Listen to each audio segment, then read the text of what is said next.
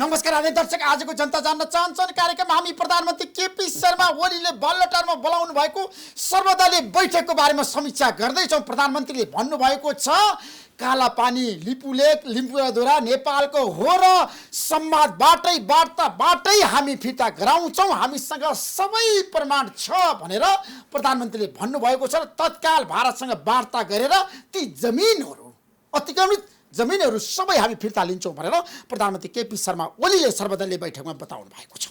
यसबारेमा आजको कार्यक्रममा हामी विशेष रूपमा चर्चा गर्दैछौँ। नेपाल भारत सम्बन्धको कुरा गर्दाखेरि धेरै दरारहरू बेला बेला आएका छन्, बाधा अवरोधहरू पनि आएका छन्, समस्याहरू पनि देखा परेका छन्, तर संवादबाट धेरै समस्याको समाधान पनि भएको छ।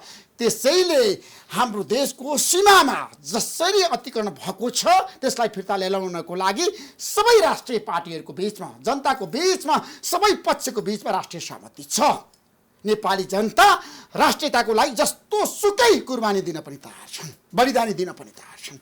त्यसैले आजको कार्यक्रममा हामी यसबारेमा विशेष रूपमा चर्चा गर्दैछौँ। र तपाईहरु सबैलाई थाहा छ कोरोनाको महामारीको सङ्केतहरू नेपालमा देखिन थालेको छ। पछिल्लो समय तथ्याङ्कहरू वात्तै बढेको छ सङ्क्रमणको, र प्रदेश नम्बर 1, प्रदेश नम्बर 2 र प्रदेश नम्बर 5 को अवस्थाको कुरा गर्दाखेरि काली लाग्दो हुँदै गएको छ, भयावह स्थिति बन्दैछ।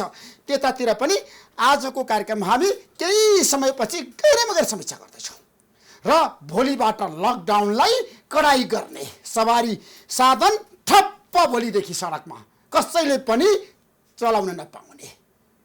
आजको कार्यक्रममा हामी यसबारे पनि केही समयपछि चर्चा गर्दैछौँ। प्री बजेटको बारेमा संसदमा छलफल भयो र अर्थमन्त्रीले आज जवाफ दिनुभयो बजेट समृद्धि र विकासकै आउँछ। कोरोना नियन्त्रण गर्नको लागि बजेटमा विशेष प्राथमिकताहरू चाहिन्छ भनेर सांसदले भनिरहँदाखेरि अर्थमन्त्रीले भन्नुभयो विगतमा जस्तो बजेट आएको थियो त्यस्तै बजेट आउँछ। यसबारेमा भोलिदेखि हामी बहस गर्नेछौँ। यतिखेर बालुवाटारको सर्वदलीय बैठक सकेर राष्ट्रिय प्रजातन्त्र पार्टीका अध्यक्ष पूर्व परराष्ट्र मन्त्री डाक्टर प्रकाश चन्द्र लोहनी जनता जान्न चाहन्छन् कार्यक्रममा आइपुग्नु भएको छ। उहाँलाई म स्वागत गर्न चाहन्छु। डाक्टर साहब, धन्यवाद। स्वागत गर्न चाहन्छु। धन्यवाद। बालुवाटारमा के भयो आज? प्रधानमन्त्री के भन्नुभयो, तपाईँले के भन्नुभयो? बालुवाटारमा प्रधानमन्त्रीले के भन्नुभयो भन्ने कुरा तपाईँले भनिदिइहाल्नुभयो। अहिले तपाईँले अघि जुन भन्नुभयो नि त्यही हो। बालुवाटारमा कि नेपालको यो राष्ट्रिय यो मुद्दा हो र यसमा चाहिँ सबै हामी मिलेर चाहिँ यसमा चाहिँ एक भएर जानुपर्छ भन्ने कुरा उहाँले जुन कुरा भन्नुभयो, त्यो तपाईँले जुन कुरा भन्नुभयो मैले भन्दा राम्रोसित भन्नुभयो तपाईँले। ल त्यही कुरो प्रधानमन्त्री केपी शर्मा ओलीले अब भारतले अतिक्रमण गरेको जमिन फिर्ता लिएर आउनको लागि मैले सक्छु भनेर भन्नुभयो। बालुवाटारमा त्यो सम्भव छ? होइन, वार्ता गर्छु भनेर भन्नुभएको छ। वार्ता गर्ने कुरा हुन त प्रधानमन्त्रीजीले पहिले सुरुमा भन्नुभयो, त्यसपछि एकजना पछि मैले बोलेपछि मेरो अर्को काम थियो, मैले आफ्नो कुरा भनेर म उठेर हिँडेँ। तपाईँले के बोल्नुभयो प्रधानमन्त्री बोलिसकेपछि? मैले चाहिँ तपाईँको के भने त्यो जुन जमिन छ त्यो क्षेत्र चाहिँ लिपुलेकदेखि लिम्बुवाधुरा त्यो क्षेत्र चाहिँ नेपालको हो। त्यसको लागि नेपालसित प्रमाण छ, 1816 को सन्धिदेखि लिएर नेपालसित प्रमाण छ। त्यसकारण हाम्रो सार्वभौमिकता भएको क्षेत्रमा हामीले आफ्नो प्रमाणहरू लिएर जानुपर्छ र उसलाई चित्त बुझाउनुपर्छ। किन हामीसित प्रमाण छ नि त। र यो सीमाको समस्या भनेको चाहिँ छिमेकीसितै हुने हो, फेरि अरूसित सीमाको समस्या हुँदैन नि त। होइन, भारतको नेपालसँग धेरै किसिमको सम्बन्ध छ, तपाईँलाई थाहा छ। रोटीबेटीको सम्बन्ध पनि छ, सीमामा पनि हामीले जहिले पनि विवाद गर्दाखेरि अन्ततः गएर वार्तै हो, होइन? धेरै विषयवस्तुमा वार्ताबाटै समस्याको समाधान गर्नुपर्छ। यसपल्ट डाक्टर साहब तपाईँले त राम्रोसँग बुझ्नु भएको छ, परराष्ट्र मामलामा तपाईँ ज्ञाता पनि हो। भारतले लुपलेकमा किन सडक विस्तार गरेर उद्घाटन गर्यो? के कारणले यस्तो बेलामा? भारत र चिनको त्यो सडक चाहिँ व्यापारिक रणनीतिक सबै किसिमको सडक हो त्यो, है। तर त्यो के सडक किन उसले बनायो भनेर भन्ने भन्दा पनि त्यो क्षेत्र नेपालको सार्वभौमिकता भएको क्षेत्र हो। त्यहाँ बनाउँदाको लागि चाहिँ नेपालको एक सहमति चाहिन्छ। सहमति नभई बनाउन पाइँदैन। मेन कुरो त्यही हो। तपाईँको आफ्नो सार्वभौमिकता भएको क्षेत्रमा कसैले केही बनाउँछु भन्यो भनेदेखि त्योसित सहमति लिनुपर्छ। तपाईँको आफ्नो बारीमा अर्कोले एउटा चाहिँ पर्खाल लगाउँछु भनेर भन्यो भनेदेखि त तपाईँसित सहमति लिनु पऱ्यो नि त। तपाईँसित सहमति नलिकन गर्न पाइँदैन। कुरो यति हो, स्पष्ट कुरो। किन सहमति लिन चाहेन होला चीन र भारतले नेपालको जमिनमा? तपाईँलाई थाहा छ रणनीतिक सडक निर्माण गर्दाखेरि अथवा तपाईँले भन्नुभयो व्यापारको जुन एउटा कोरिडोर बनाउँदाखेरि किन चाहिँ नेपालको सुझाव सल्लाह चीन होइन, कहिले कहिले हेर्नुहोस्, यो छिमेकीहरूमा कहिले कहिले तपाईँको चाहिँ तपाईँले आफ्नो सरहद भन्छ नि, आफ्नो सीमालाई, आफ्नो लाल पूर्जाभित्रको जमिनलाई तपाईँले कहिले कहिले वास्ता गर्नु भएन भने तपाईँको अर्को छिमेकीले चाहिँ अलिकति चाहिँ मिच्ने प्रवृत्ति त आउँछ नि त, आउँदैन? मान्छेमै पनि त आउँछ नि त। तपाईँले घर जग्गा लिएर घर बनाउनु भएको छ भने पैसा लाउनु भएन भनेदेखि चाहिँ अलिकति भयो नि, एक पैसा भयो नि लिइहाल्नु त भन्नेपछि प्रवृत्ति आउँछ नि त। त्यसैले त्यस्तो प्रवृत्ति आयो भने पनि त्यसमा यो मेरो हो, तपाईँले यसो गर्न मिल्दैन, तपाईँको लाल पूर्जा के हो देखाउनुहोस् मलाई, मेरो लाल पूर्जा यही हो भनेर त्यसको रक्षा गर्नुपर्ने काम, त्यसमा सतर्क हुनुपर्ने काम, रक्षा गर्नुपर्ने काम चाहिँ नेपालको हो। त्यो काममा चाहिँ नेपाल सरकारले, त्यो काममा नेपाल सरकारले जसरी गर्नुपर्थ्यो हेलचक्र नै गरे हो। नेपाल सरकारले हेलचक्र एउटा नोट पठाइदियो, हामीले पठाइदिइहालेछौँ, उसले बनाएछ भने पनि आँखा चिम्लन त भएन नि त, किन बनाउनु भनेर भन्नु पऱ्यो नि त, समय समय भन्नु पऱ्यो। र त्यो यदि हेलचक्रै नै उसले चाहिँ अलिकति हेपानै गर्यो भनेर भनेदेखि चाहिँ तपाईँको संसद छ, तपाईँको समितिहरू छन्, त्यहाँ ल्याएर यी कुराहरू छलफल गराउनु पऱ्यो, नेपाली जनतालाई विश्वासन लिनु पऱ्यो नि त। त्यो कामहरू भएन, त्यो कामहरू भएन। अचानक सडकको उद्घाटन भइसकेपछि, त्यो सडकको उद्घाटन नभए त हामीलाई थाहा पनि हुँदैन रहेछ। सडकको उद्घाटन भइसकेपछि अनि प्रेसबाट, प्रेस जगतले त्यसलाई बाहिर लिएर आयो, नेपाली जनताले थाहा पाए, ए हाम्रो देशको जमिन, हाम्रो देशको सम्पत्तिमा अरूले गर्दाखेरि यो सरकार भने के हो त, के हेरेर बस्यौ तिमीहरू, नेपालको राष्ट्रियता, नेपालको राष्ट्रिय हित हेर्छु भनेर बनेको सरकारले सडक बनाउने जालसम्म थाहा नहुने, त्यो पनि उद्घाटन गरेपछि थाहा पाउनु तिमीहरूले, त्योभन्दा अगाडि के गर्न नसक्ने तिमीहरूले, आवाज ननिकाल्ने, के को लागि तिमीहरू सरकार भएर भएको त, लाज लाग्दैन तिमीहरूलाई भनेर जब जनताले कराउन थालिसकेपछि अनि सरकार तात्यो। अनि सरकार तातेर नोट पनि पठायो, भारतलाई पठाउनु पर्थ्यो, पठायो पनि, पहिले वक्तव्य निकाल्यो, त्यसपछि राजदूत महोदयलाई बोलायो, आफ्नो चाहिँ तपाईँको चाहिँ नोट यो तपाईँले ठिक गर्नु भएन भनेर चाहिँ लेख्यो, भन्यो। भनिसकेपछि भारतीयहरूले पनि आफ्नो स्ट्यान्ड उनीहरूले छोडेको छैन, यो हाम्रै भन्छन् उनीहरू, तर हाम्रै हो, हाम्रै हो, ठिक छ, भारतकै हो। अहिले होइन, अहिले बनाइसकेपछि त हाम्रो त भन्नै पर्यो नि, 50 वर्ष अघिदेखि यो कुरा त विवादमा छ, फेरि हाम्रै हो भनेर भनिसकेपछि तर हामी वार्ता गर्छौँ भनिएको छ, त्यो पनि राम्रै कुरा हो। र यो विवादमा त थियो, म तपाईँको 1996 म परराष्ट्र मन्त्री हुँदाखेरि त्यो बेलामा यही कुरा परराष्ट्र मन्त्रालयको यो सीमा सम्बन्धी परराष्ट्र मन्त्रालय अन्तर्गत पर्थ्यो, त्यो बेलामा यही कुरा आउँदाखेरि हामीले यो लिपुलेकदेखि लिम्पुवाधुरा यो सबै चाहिँ नेपालको जमिन हो, नेपालको 1816 चाहिँ नेपालले पाएको, नेपाली जनताको 3 करोड नेपाली जनताको, हिमाल पहाड तराई मधेस बस्ने 3 करोड नेपाली जनताको लाल पूर्जा हो। त्यो 1816 को सन्धिले दिएको हो, त्यो सन्धिबाट परिभाषित भएको। यसमा तपाईँहरूले चाहिँ यति पनि मेरो भनेर भन्न पाउनुहुन्न, तपाईँहरूले खोइ तपाईँहरूको प्रमाण हुँदैन यो भनेर भनिसकेपछि नक्सा पनि देखायौँ। त्यो बेलामा नापी विभागका मैले भानु पनि भनेको छु, ओलीजी भन्ने हुनुहुन्थ्यो, पुण्यप्रसाद ओली, उहाँहरूले सारा गर्नुभएको थियो, गरेर देखाइसकेपछि ल यो विवादास्पद हो, यसको बारेमा पछि कुरा गर्ने, यो र सुस्ताको बारेमा पछि कुरा गर्ने भनेर त्यो बेलामा टुङ्गिया हो, एउटा निचोडमा पुगेको।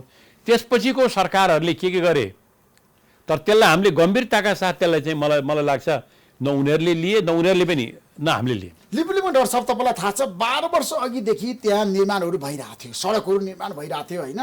र पछिल्लो समय तपाईँलाई थाहा छ 2072 साल जेठ 1 गते चीनमा भारतीय प्रधानमन्त्री नरेन्द्र मोदी गएर सी जिनपिङसँग हात मिलाएर अङ्कमाल गरेर ती जमिनहरूमा उनीहरूले चाहिँ कब्जा गरे मिलेर। त्यो कुरा तपाईँ मान्न तयार हुनुहुन्छ? होइन, उनीहरूले त्यो सही गर्यो भने तपाईँले के भनेदेखि त्यो ठाउँमा हाम्रो पनि उपस्थिति छ, त्यो ठाउँमा हाम्रो उपस्थिति ट्राई जङ्सन भनेपछि त्यहाँ हामीहरूलाई नसोधिकन, हामीहरूलाई सहभागी नगरिकन गर्न मिल्दैन। एक, त्यसमा हामीले हाम्रो आपत्ति चीनसित पनि गर्नुपर्छ। तर नेपाल सरकारले किन चीनसँग आपत्ति गर्दैन, के कारणले डाक्टर साहब? गर्नुपर्छ, नेपालको भूमि हो, गर्नुपर्छ, अडेको भए सम्झौता हुन्थेन नि, गर्नुपर्छ। र त्यो बाटो जुन बन्दै, त्यो बाटो त्यसलाई एउटा चाहिँ ट्रेड राउट भन्छ, त्यो तपाईँको व्यापारको बाटो भनेर पछिको लागि जुन उनीहरूले कल्पना गरेको होला। आखिर चीन र भारत भनेको त मित्रहरू पनि हुन्, तर तपाईँको चाहिँ प्रतिस्पर्धीहरू पनि हुन्। हेर्नुहोस्, प्रतिस्पर्धीहरू पनि हुन्। त्यो बाटोको परिवेशमा उनीहरूले जुनसुकै लक्ष्य लिएर गरेको भए पनि त्यो आर्थिक पक्ष त छ त्यसको, त्यसमा नेपाल सम्मिलित हुनैपर्छ, किनभने नेपालको भूमि पनि छ त्यहाँ। त्यसकारण त्यो नेपालको भूमि भएकोमा हामीलाई चाहिँ तपाईँले उपेक्षा गर्न मिल्दैन, गर्न हुन्थेन भनेर आपत्ति हामीले मित्र राष्ट्र चीनसँग पनि गर्नुपर्छ र चीनसँग पनि हाम्रो व्यापारिक करिडोरको रूपमा इन्डियाले त मानसरोवरसम्म जानको लागि त त्यो बाटो त निर्माण गरे नि त। सधैँको चीनसँग पनि हाम्रो सधैँको राम्रो सम्बन्ध हो। माओ त्से-तुङको पालादेखि लिएर सधैँ नेपाललाई समर्थन गरेको हो, नेपालको स्वतन्त्रता नेपालको राष्ट्रियताको पक्षमा गरेको हो चीनले।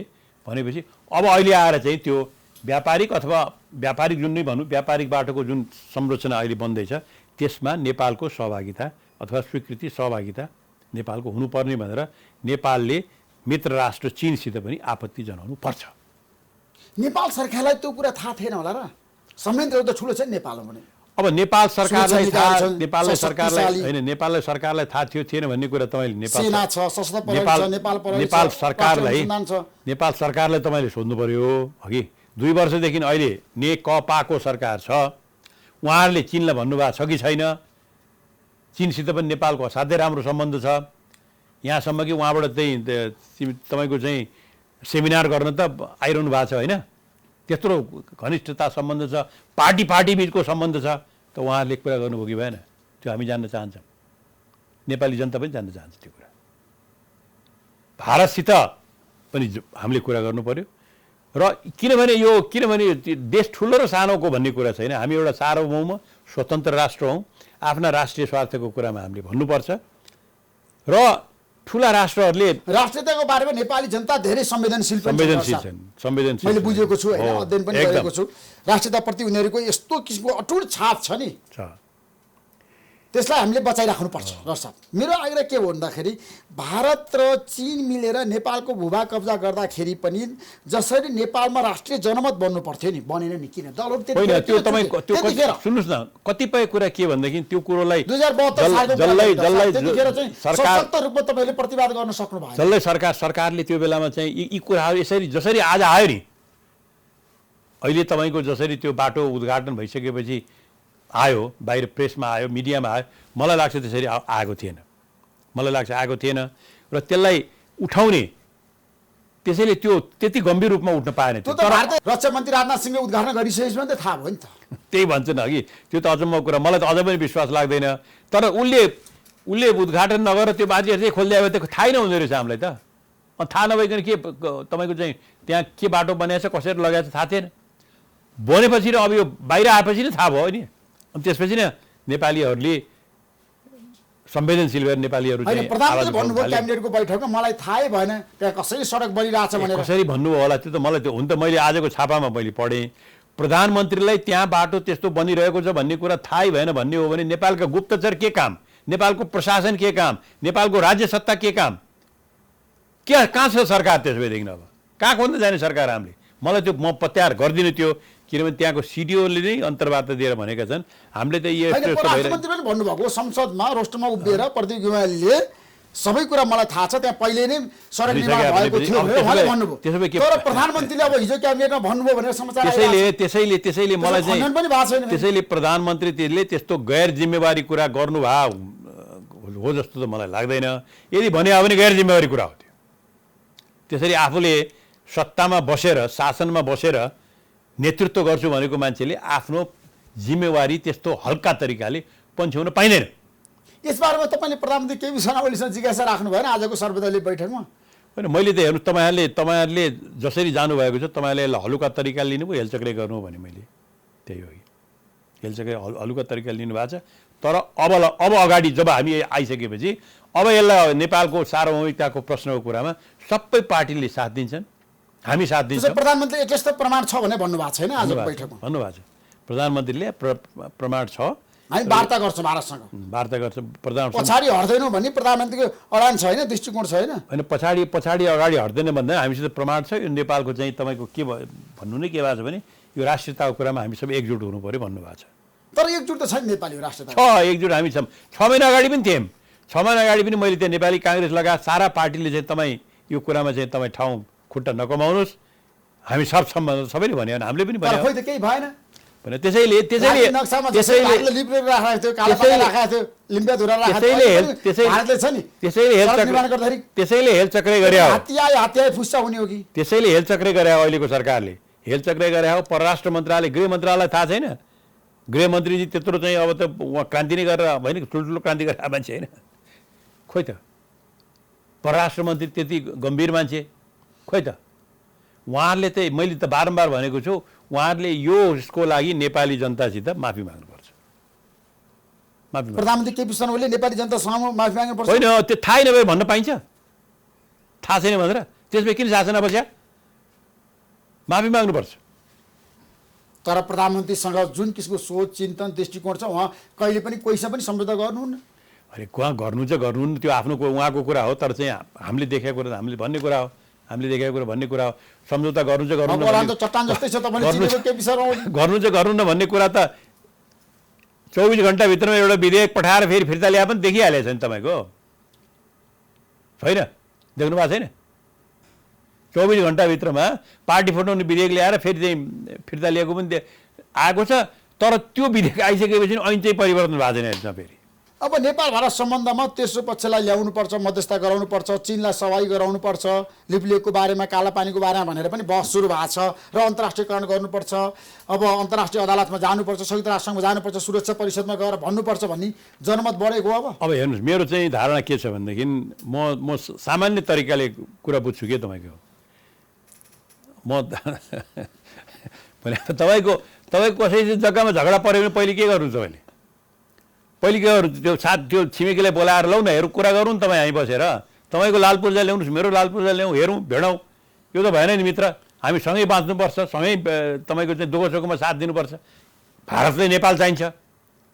नेपालको ठुलो महत्त्व छ भारतलाई किनभने भारतको भविष्यको विकास कृषिको विकास उद्योगको विकास सारा भारतको आर्थिक आकाङ्क्षाहरू छन् त्यसमा पानीको स्रोत भनेको नेपाल हो भारतले नेपालको सहयोग चाहिन्छ नभए हुँदैन नेपाललाई पनि भारतको सहयोग चाहिन्छ किनभने दक्षिण एसियाको विकासमा सहभागी हुन भएर चाहिँ लिनको लागि त्यत्रो मित्र राष्ट्रको सहयोग चाहिन्छ दुईटैले नेपालको प्राथमिकता आज भारतकै चीन त सुन्नुहोस् न प्राथमिकता यो र ऊ भन्ने प्राथमिकता दुईटै मित्र राष्ट्र हुने हाम्रो चीन आज संसारको उदयमान शक्ति एउटा सुपर पावरको रूपमा आइरहेको 5000 वर्ष पुरानो सभ्यता भएको हामी पनि 5000 वर्ष पुरानो सभ्यता भएको राष्ट्र हौँ हामी नेपाल भनेको यो त एउटा तिमीले दक्षिण एसियाको सभ्यताको स्रोत केन्द्र हो नेपाल त स्रोत केन्द्र हो पशुपतिनाथदेखि लिएर मुक्तिनाथदेखि लिएर हिन्दू संस्कृति र तपाईँको चाहिँ बुद्धिस्ट संस्कृतिको त स्रोत केन्द्र हो नेपाल अहिले महाभारत आइरहेको छ नि दूरदर्शनमा हेर्नुहोस् त विराट त्यो बेलाको विराट राजा गएर अर्जुन पाण्डवहरू गएर बस्या होइन भनेपछि यो एउटा यो त ठुलो संस्कृति र सभ्यताको स्रोत केन्द्र हो र यो देश जहिले पनि अरू कहाँ पुगे कति फुटे के भए सदियौँदेखि यो राष्ट्र भएर बसेको छ कहिले कसैको अधीनमा बसेको छैन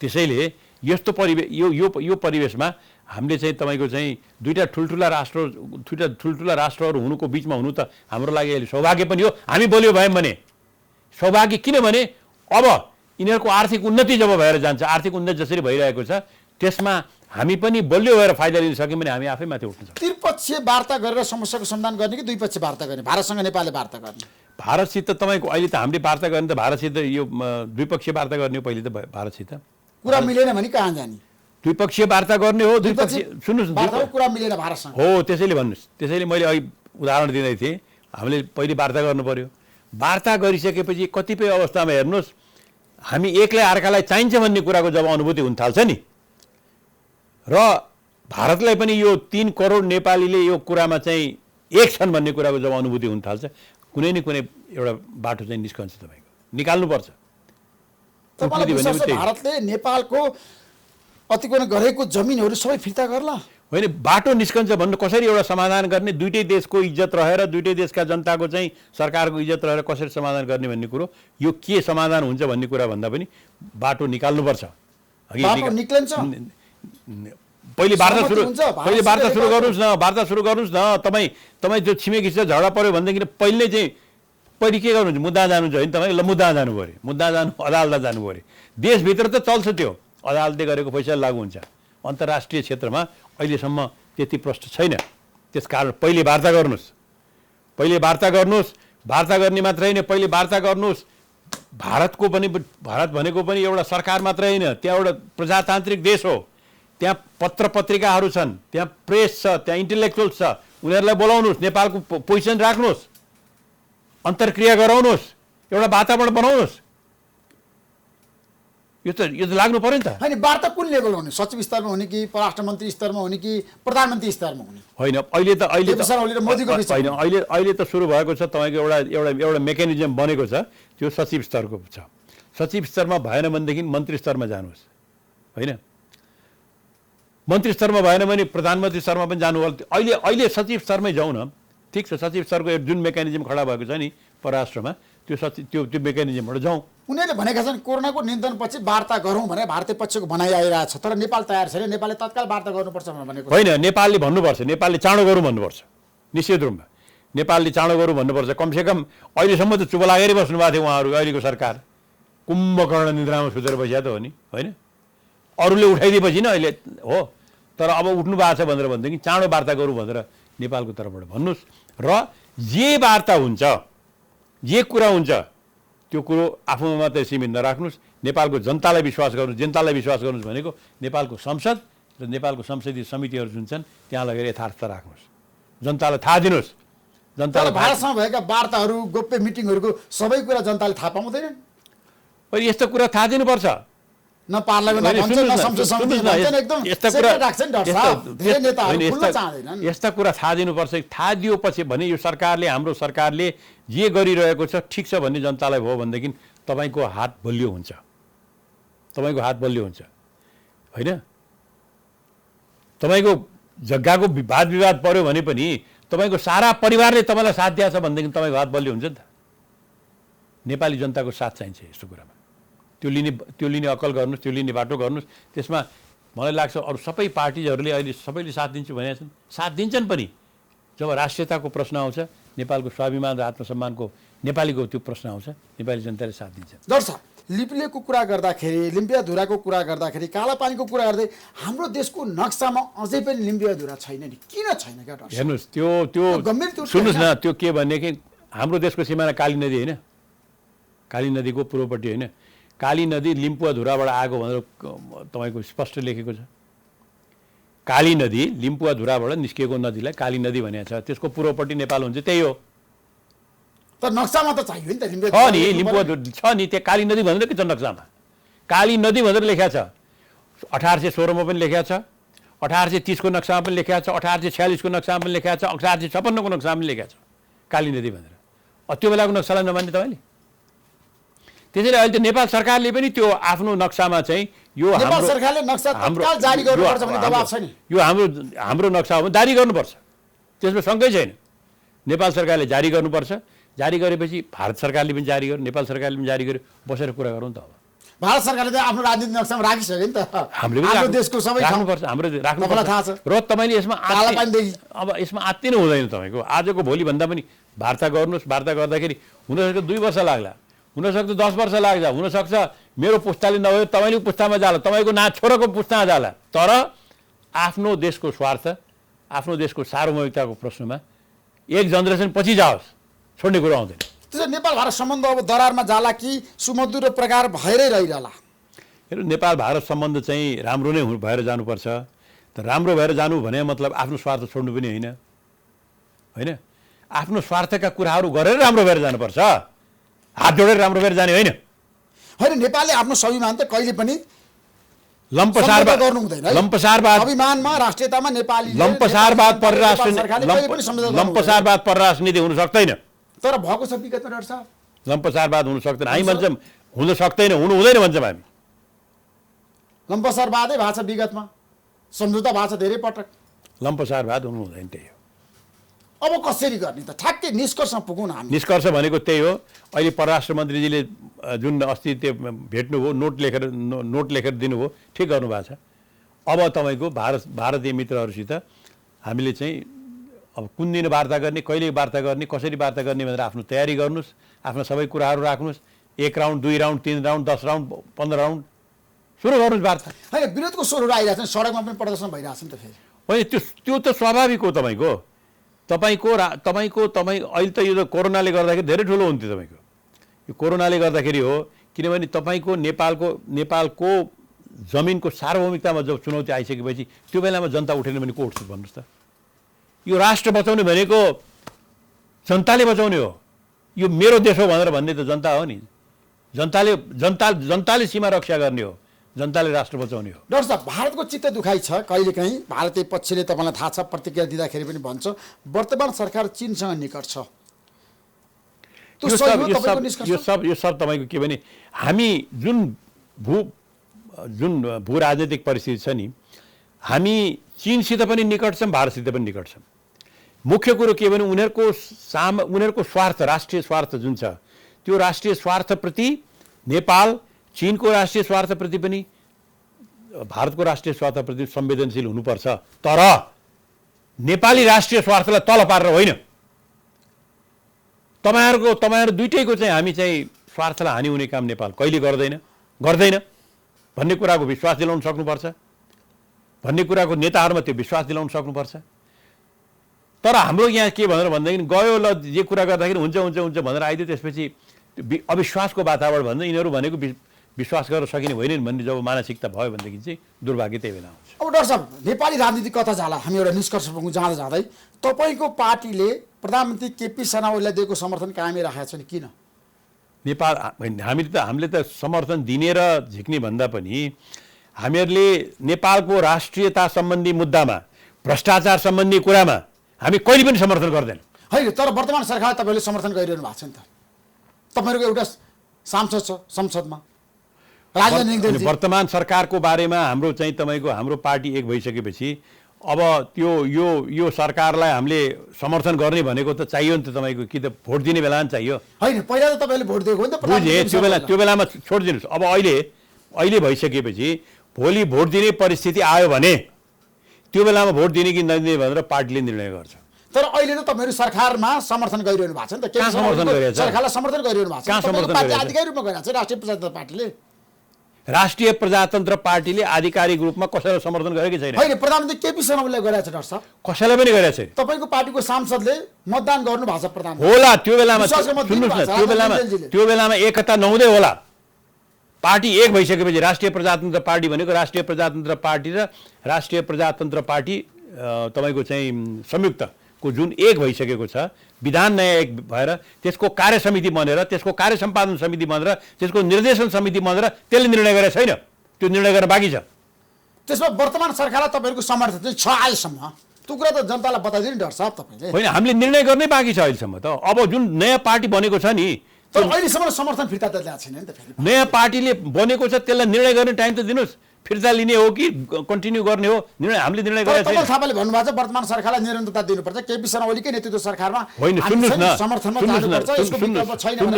सुन्नुहोस् न, विकल्प हुने नहुने भन्दा पनि राष्ट्रिय प्रजातन्त्र पार्टीको जब निर्देशन समितिको बैठक बसेर त्यसले निर्णय गरेछ त्यो आधिकारिक हुन्छ। होइन, अध्यादेश आइसकेपछि तपाईँहरू चाहिँ काङ्ग्रेसको पार्टी कार्यालय गएर सम्झौता गर्नुभयो, हस्ताक्षर गर्नुभयो, सरकारले गलत काम गर्यो, तत्काल अध्यादेश फिर्ता गर्नुपर्छ भनेर तपाईँले भन्नुभयो। तर कमल थापाले ट्विट गरेर भन्नुभयो यो आपत्तिजनक छ। होइन, सैद्धान्तिक रूपमा हामीले सहमति गरे हो। सैद्धान्तिक रूपमा के भने जुन गरेको कुरा छ, जुन तपाईँको त्यो विधेयकलाई लैजाने, विधेयकलाई फिर्ता लिने जुन किसिमको व्यवहार गरिएको छ, त्यो व्यवहारको त हामी विरोध गर्छौँ नि। होइन, अध्यादेशलाई फिर्ता गराउनुपर्छ भने तपाईँले भन्नुभयो, तपाईँले काङ्ग्रेससँग गएर हस्ताक्षर गर्नुभयो, पोलिटिकल पार्टीसँग बसेर उपेन्द्र यादव, तपाईँहरू डाक्टर बाबुराम भट्टराई सबै बसेर गरे हो नि त, हस्ताक्षर गर्नुभयो नि त तपाईँले। तर तपाईँको पार्टीका अर्का अध्यक्ष कमल थापाले विरोध गर्नुभयो नि त डाक्टर साहब। विरोध गरेको छैन तपाईँको, विरोध गरेको छैन। हाम्रा वक्तव्यहरू हेर्नुहोस् न तपाईँले, हामीले हरेक कुरामा यसमा चाहिँ हुँदैन भनेको छ। हामी तीनजना पशुपति शमशेर, प्रकाश चन्द्र र कमल थापाजीले सही गरेको वक्तव्य हेर्नुहोस् तपाईँले। यो गलत काम गरेर सरकारले भनेको छौँ, हामीले गलत काम गरेर सरकारले भनेको छौँ हो। तर गलत काम गर्यो, अब सडकमा गएर विरोध गर्ने कि नगर्ने भन्ने कुरा, सडकमा गएर अरूसित मिलेर विरोध गर्ने कि नगर्ने भन्ने कुरा चाहिँ होइन, कमल थापाले भन्नुभएको छ अहिले यही सरकारमा जान पर्यो भने जान तयार हुनुपर्छ, एकजना मान्छे मन्त्री बन्ने। यो मैले सुनेको छैन, तपाईँले कहाँबाट सुन्नुभयो? यो मैले सुनेको छैन। किनभने पार्टी सरकारमा जाने भनेको प्रकाश चन्द्र भनेर हुँदैन, कमल थापाले भनेर हुँदैन, पशुपति शमशेरले भनेर हुँदैन। पार्टीको निर्देशन समिति जुन छ पार्टीको कार्य सम्पादन समिति त्यसले निर्णय गर्नुपर्छ जाने कि नजाने भन्ने कुरा व्यक्तिको कुरा होइन। तपाईँको पार्टी संस्थागत भइसक्यो, अब व्यक्तिले भनेर होइन। संस्थागत हामी गर्दैछौँ। संस्थागत गर्दैछौँ भनेको मतलब भर्खर त एक भएको छ। कोरोनाले गर्दाखेरि अरू थलिया जस्तो हामी पनि थलिएकै छौँ। हेर्नुहोस् अघि अब हाम्रा पार्टीको वैधानिक इकाइहरू जुन छ नि त्यो खडा हुन्छ। वैधानिक इकाइ खडा भइसकेपछि त्यसपछि कुनै एक अध्यक्षको भन्दा पनि त्यहाँ त्यो इकाइको प्रक्रियाबद्ध रूपमा विधिसम्मत तरिकाले निर्णय हुन्छ। यो पार्टी फुट्छ कि फुट्दैन? राष्ट्रिय प्रजातन्त्र पार्टी तपाईँलाई के लाग्छ भन्नुहोस् त? तपाईँ भन्नुहोस् जनता कहाँबाट फुट्यो तपाईँको? कुरा नमिल्ने हो कि तपाईँ तीनजना अध्यक्षको फेरि समस्या आउने हो कि? तीनजना अध्यक्ष भने त हामी एउटा टुप्पो मात्र चाहिँ होइन नि त। छ नि तपाईँको चाहिँ कार्य सम्पादन समिति, निर्देशन समिति भन्ने हरेक इस्यु छलफल गराउँछौँ नि हामी त्यहाँ। होला कहिले कहिले ल तीनजना अध्यक्षको एउटा तपाईँले भनेको कुरो मिलेन, मैले भनेको कुरो मिलेन होला दे, तर त्यसलाई निर्णय गर्ने त्यसलाई चाहिँ वैधानिकता दिने त कमिटी छ नि त। हामी पनि त्योभन्दा बाहिर छैनौँ। यहाँ तपाईँको हामी सर्वेसर्वा होइनौँ, त्यो कमिटीहरू हुन्छ। त्यसो भए प्रधानमन्त्री केपी शर्मा ओली सफल प्रधानमन्त्री हो? 2.5 वर्षको उहाँ टोटल्ली असफल हो। कसरी असफल? टोटल्ली असफल। जुन कुराहरू उहाँले भन्नुभएको थियो 2 वर्ष अगाडि, अघि यही कुरामा कति हेर्नु, फरेन पोलिसीमा असफल, साँच्चीकै असफल। र उहाँलेहरूले त यस्तो स्थिति ल्याउनु भइसकेका छ कि नेपालको आन्तरिक राजनीतिमा खुलेआम अब चाहिँ राजदूतहरूले चाहिँ तपाईँको चाहिँ भाग लिने चाहिँ परिस्थितिको सिर्जना गर्नुभएको छ। उहाँहरूले आर्थिक रूपमा भन्नुहुन्छ भनेदेखि हरेक ताली बजेट ल्याउनुहुन्छ, 6 महिनामा फेरि त्यसलाई चेन्ज गर्नुहुन्छ। गर्छु भनेको कुरो कुनै काम गर्न सक्नुहुन्न, पैसा खर्च गर्न सक्नुहुन्न। गरेको कुरा फेरि तपाईँको दुरुपयोग भएको छ र भ्रष्टाचार व्यापक भएर गएको छ। नेपाली जनताले हरेकले त्यो महसुस गरेको छ अहिले। त्यसकारण सुशासन दिन असफल, देशमा एउटा चाहिँ वातावरण बनाएर एउटा केही हुन्छ कि भन्ने एउटा वातावरण बनाउनको लागि असफल, आशा र आकाङ्क्षा दिनको लागि असफल, परराष्ट्र नीतिमा असफल। उहाँको सफलता मैले देखेको छैन। तपाईँको उहाँले भन्नुभएको छ मैले जति काम कसैले गरेको छैन, केपी शर्मा ओलीको तर्क आउँछ 2.5 वर्षमा। मेरो कुरा मैले तपाईँलाई भने, मैले त जहिले पनि भनेको छु तपाईँको, कोरोनाको यस्तो बेलामा गएर किनेको औषधिमा समेत 300 रुपियाँ दाम पर्नेलाई 1000 रुपियाँ दाम भनेर चाहिँ किन्ने, भ्रष्टाचार भयो भनेर भन्दाखेरि चाहिँ केही भएको छैन भनेर प्रधानमन्त्रीले भन्दाखेरि नेपाली जनताको चित्त कति दुख्यो होला? भ्रष्टाचारीहरूलाई संरक्षण गर्ने प्रधानमन्त्रीले 5 अरब रुपियाँ दाम चाहिँ खायो चाहिँ यो हवाईजहाजमा चाहिँ भनेर चाहिँ संसदीय समितिले भन्ने, प्रतिवेदन लेखेर दिने। के भएको रहेछ, म त्यसलाई चाहिँ तुरुन्त म एउटा कमिटी बनाउँछु भनेर चाहिँ प्रधानमन्त्रीज्यूले भन्नुभयो। अहिलेसम्म 8 महिना भइसक्यो, प्रधानमन्त्री त्यो कमिटी पनि बन्दैन, त्यो कुरो हरायो भन्दाखेरि यो तरिकाले नेपाली जनताको शोषण गर्ने प्रक्रियालाई छुट दिएर प्रधानमन्त्रीज्यूले जुन बस्नुभएको छ नि, त्यो सबभन्दा नेपाली जनतालाई चुबेको छ। अहिले नेपाली जनताले त्यसबाट निराश भएका छन् र यो तरिकाले चाहिँ देशमा सुशासन आउँदैन, कुशासन भएर गएको छ। हरेकतिर भ्रष्टाचार विकेन्द्रीकरण भएर गएको छ, भ्रष्टाचार तलतिर गएर भएको छ, माथिदेखि तलसम्म। अनि होइन, तपाईँहरू सरकारमाथि यति ठुलो गम्भीर आरोप लगाउनुहुन्छ अनि सरकारलाई पनि समर्थन गरिरहनुहुन्छ, त्यो दुवै चलचित्र भयो नि त। सुन्नुहोस् न, के कहाँ छ हामीले कहाँ समर्थन गरे? हामीले त के यो कुरामा त हामीले यो कुरामा त आजै गएर मैले भने प्रधानमन्त्रीलाई, तपाईँ राष्ट्रको लागि, नेपालको राष्ट्रिय हितको लागि तपाईँ अगाडि बढ्नुहोस्, नेपाली जनताले साथ दिन्छ, हामी साथ दिन्छौँ भनेर। त्यसको मतलब त तपाईँको भोलि गएर नेपालको सार्वभौमिकता स्वतन्त्रताको पक्षमा उहाँहरूले कुरा गर्नुभयो, उहाँहरूले जानुभयो भने त हामी साथ दिन्छौँ नि त। कहाँ साथ नदिने कुरा आउँछ? तपाईँको पार्टीका एकजना नेता सुनिल थापाले मसँग भन्नुभएको छ म काङ्ग्रेस प्रवेश गर्छु, तपाईँलाई साथ नदिने रे उहाँले। खोइ थाहा छैन मलाई त्यो। उहाँ सुनिल थापासित चाहिँ हिजो भर्खर मेरो कुरा भयो, एकदम सक्रिय भएर लागिरहनु भएको छ। अब तपाईँसित तपाईँले के कुरा गर्नुभयो मलाई थाहा छैन। तपाईँलाई थाहा छैन? तपाईँको पार्टीका असन्तुष्टहरूले काङ्ग्रेस प्रवेश गर्दैनन्? होइन, हरेक पार्टीमा कोही असन्तुष्ट छ भने काङ्ग्रेसमा जान्छन् कि अथवा कम्युनिस्टमा जान्छन् कि अथवा चाहिँ अरूमा जान्छन्। यो पार्टी भने पनि त्यो त आफ्नो सन्ताको कुरा हो, त्यति टाउको दुखाउने पक्षमा पनि छैन। म त मलाई थाहा छ म कहाँ छु भनेर। म जहाँ छु ती छु। एक इन्च यताउता हुनेवाला छैन। तपाईँ काङ्ग्रेस प्रवेश गर्ने सम्भावनै छैन राजनीतिमा? अरू आउँछन् भने म लिन्छु, काङ्ग्रेसका जो आउँछन् लिन्छु। कम्युनिस्ट जाने सम्भावना त हुँदै भएन है? ऊ आउँछन् भने लिन्छु म। प्रचण्डजी नै आउनु भयो नि, के आपत्ति छैन। एउटा कुरा बाहिर आएको छ, सुरक्षाकर्मी धेरै राखे नेताहरूले अघि पछि लगाएर हिँड्छन्, पिछुवा क्या, त्यो धेरै भएन? पूर्व राजा ज्ञानेन्द्र शाहको पनि त्यो तपाईँको सुरक्षा 100 जना रहेछ। त्यो नेपाल सरकारले निर्णय गर्नुपर्छ। नेपाल सरकारले सुरक्षाकर्मी चाहिँ नर्मली चाहिँ मैले बुझेअनुसार चाहिँ है कसलाई कति सुरक्षाको थ्रेट छ भन्ने एउटा थ्रेट एसेसमेन्ट गर्ने एउटा टोली हुन्छ गृह मन्त्रालयमा। त्यो अनुसार त्यसको दुरुपयोग भएको छ भने गृहमन्त्री हुनुहुन्छ, गृह सचिव हुनुहुन्छ, जसको झिक्नुपर्छ झिकै भइहाल्यो, प्रचण्डको 40 जना झिक्नु भइहाल्यो नि। यदि बढी लागेको छ भने झिकै भइहाल्यो। अब त्यो बढी हो कि घटी हो भनेर भन्दा पनि त्यो सुरक्षाकर्मीले कुन आधारमा त्यो गृह मन्त्रालयले दिएको छ त्यसको हेरेर, तर हो राजनीतिक व्यक्तिहरू कोही छन् सुरक्षा थ्रेट लागेको छ भनेदेखि नेपाल सरकारले दिनु पनि पर्छ, फेरि दिनु पनि पर्छ। त दिएकोमा कतिजना दिने त? 40 जना दिने कि 20 जना दिने कि कस्तो खालको दिने, त्यो चाहिँ त्यहाँको मन्त्रालयले निर्णय गर्ने कुरा हो। Thank you so much doctor लोनी, महत्त्वपूर्ण समय दिनुभयो। तपाईँलाई म धेरै धेरै धन्यवाद दिन चाहन्छु। Thank you.